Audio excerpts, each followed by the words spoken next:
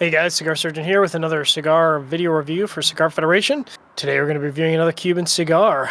This happens to be the second in a series of release. The first one being one of my favorite. It's the Escepcion. It's a Cuban cigar. This is an exclusive Italian release. You can see on the band, exclusive Italia. The original one was probably my favorite Cuban cigar of all time. It's not cheap.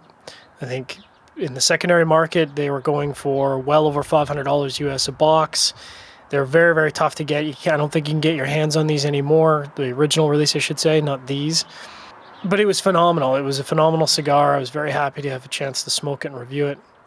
This is the follow-up release. A little bit about this release. You can see it's quite a bit smaller. The original release was a 6.5 by 38. This is a 5 by 48, so this is a significantly larger ring gauge, but a shorter length.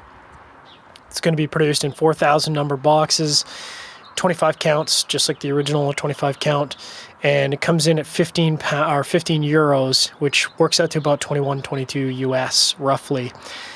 About the same price as the original. I think the original on the secondary market was going for about, well over $30 US by the time it was all said and done. Regardless, excited. So this is the La Escepcion Don Jose edition. Announced in 2015. I don't think it actually hit the market until early 2016, but I'm excited to review this. So I'm going to get to nosing, get to lighting, start talking about the flavors here. So I get, of course, on the nose, the wrapper, immense Cuban tobacco smell. If you smelled Cuban tobacco, you know what I'm talking about. There's this great sweetness there, maybe a little bit of cedar, but very subtle. Tiny bit of spices and hay in the foot. Maybe very faint chocolate. That could be my imagination, though. It's very tough, very subtle. So we're gonna get cracking here with the lighting and the cutting and the smoking. So I'm gonna use my single torch here, making sure not to scorch the wrapper. It is a nice warm day today.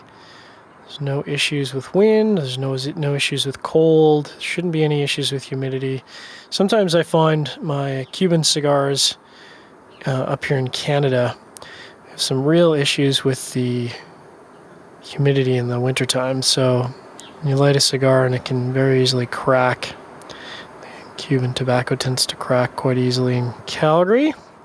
Fortunately, I overdid it there, kind of touched the wrapper up a little bit, which I shouldn't have. Should be good here. I'm going to use my single V cut.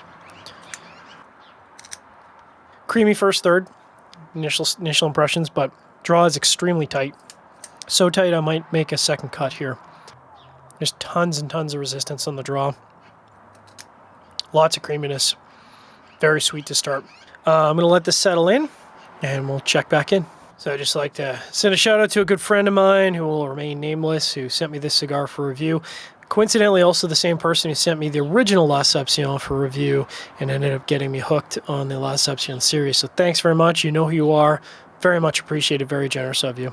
The retrohale's got a little bit of chlorophyll to it, some spices, a little bit of trailing cedar, some chocolate. Very rich. Very interested to see how this settles in for the first third. So I'm only a couple minutes in here, and the flavor profile is definitely settling in on a very creamy, rich chocolate. Not strong, not overpowering. It's like somewhere between that thin line between a light plus and a medium minus. So it's definitely not as strong as the original La Escepcion. We've just started barely a quarter inch in here. So at about the 20-minute mark, first third is really settled in.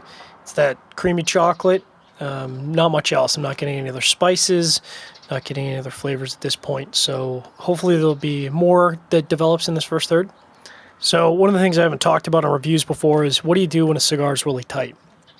Even if you've made a second cut, still not opening up, you can use a draw poker, but I find oftentimes a draw poker doesn't do much. It's moving tobacco along. It doesn't really create looseness within the tobacco itself.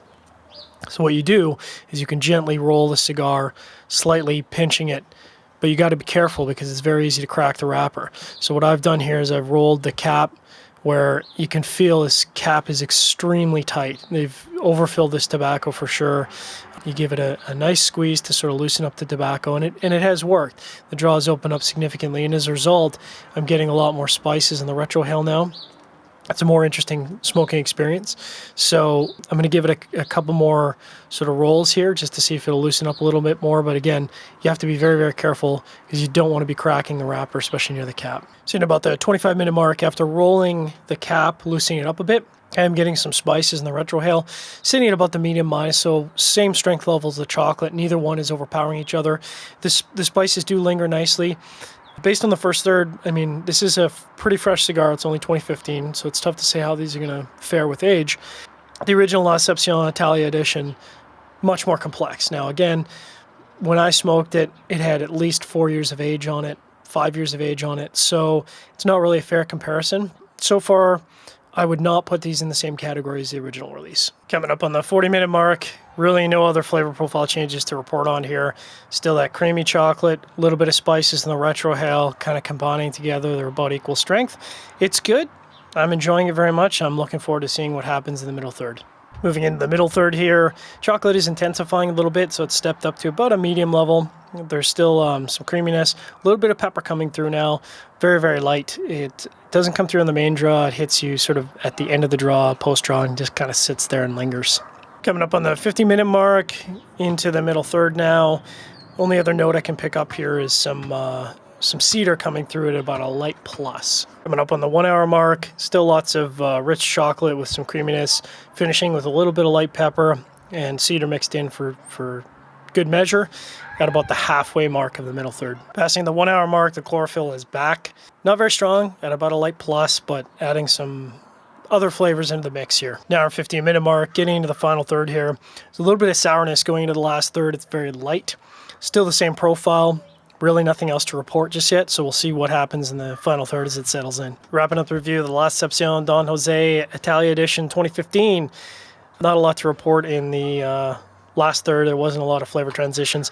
Possibly this is a cigar that could be very, very good after a couple years. I would say it's good, but it certainly doesn't live up to the original La Escepcion Italia edition. But again, that's not really a fair comparison because you're comparing a cigar with quite a number of years on it with one that isn't. Appreciate you checking out another Cigar Federation review. I'm John the Cigar Surgeon. Make sure to check out our written review at cigarfederation.com. If you like our reviews, give us a thumbs up, toss us a comment. You can email me at surgeon@cigarfederation.com. We'll see you next week. Release, regional release.